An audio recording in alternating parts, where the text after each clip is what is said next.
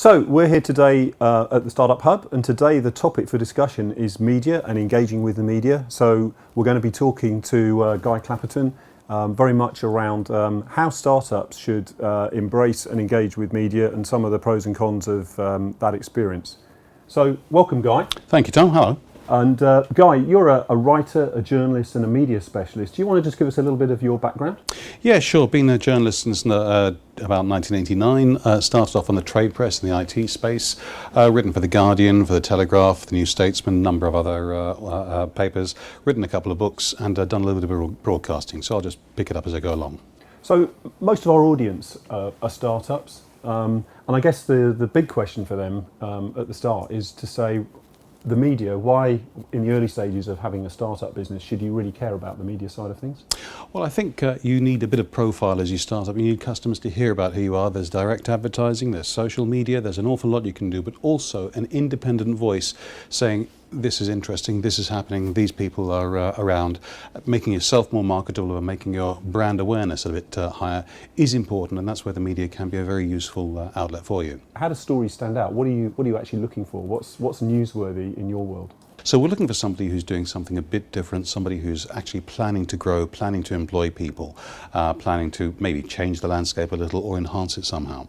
I guess particularly when startups are looking for early stage investment or investment as a scale up, their media presence becomes quite an important factor. What's your kind of advice around engaging in that scenario? Well, I think what people have got to do is to abandon any division between social media and ordinary media and just take as much control as they possibly can of all of their communications. That means making sure that you're well briefed before going into a media engagement, but it also means tending to your social media. So whatever Lord Google decides that your potential investor is going to see, it's all there within your control, in your standard corporate voice, authentically you, and that they can then make a sensible decision based on that. In terms of press releases, I mean, we're used to the kind of process of the press release within the kind of Cisco world, but in terms of for a startup and for a scale up, is that a good kind of channel to the media as a whole? How do you kind of view that, and is it something that you would recommend? I think the press release serves two functions. First of all, if it's well written, gets to the point and has something actually to say. I mean, so many people just release press releases as a knee-jerk thing because the managing director has an opinion on something that's not terribly big news. That's not going to do you much good. But yeah, it can be a very good way of breaking the ice, introducing yourself to the journalist, trying to establish yourself as a non-time waster. Also, pop it on your website because you're, again, thinking about social media and the web in general. You do have the opportunity that your target client might find it regardless of the journalist. So I guess on the other side, I mean, that's sort of where you're trying to take control of something, but there are clearly situations where you're not in control and there's something already out there. It may be quite negative or unexpectedly a story has turned into a negative story. I mean, what's your advice around that, and how? What advice can you offer in terms of how to make that into something more positive? First of all, it's not always possible to turn something like that into a positive. If something negative has happened, the best thing to do is just face it head on. Tell everybody who works for you who is authorised to speak to the press and who is not, because the press will be phoning, particularly if you've done a trade show or something and the journalists have got business cards with people's mobile numbers on them.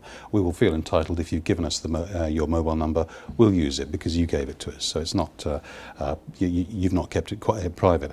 So make sure people know who is briefed to speak when there's something negative happening. Try to have some sort of statement available on your website so that journalists can get at it out of hours. Keep it sort of, if your company has done something wrong, acknowledge it, apologise and shut up. Or at least, or perhaps, say how you're going to get out of it and then shut up. What about media training? At what point do you think that startups and scale-ups should consider actually getting media training?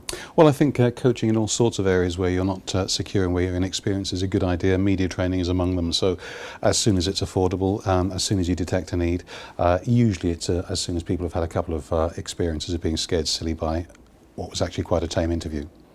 And one thing, if there's one piece of advice that you would give to the startups out there about the media generally, what would it be? Devote your time to the interview and give it your full attention. I've seen interviews where people are sort of running a shop at the time and they are giving offhand comments while they're doing something else, and it never comes out well for them. So if you're going to sort of be in the interview, make sure you are 100% present in the interview. Guy, thanks very much for your time today. Really appreciate it. You're very welcome.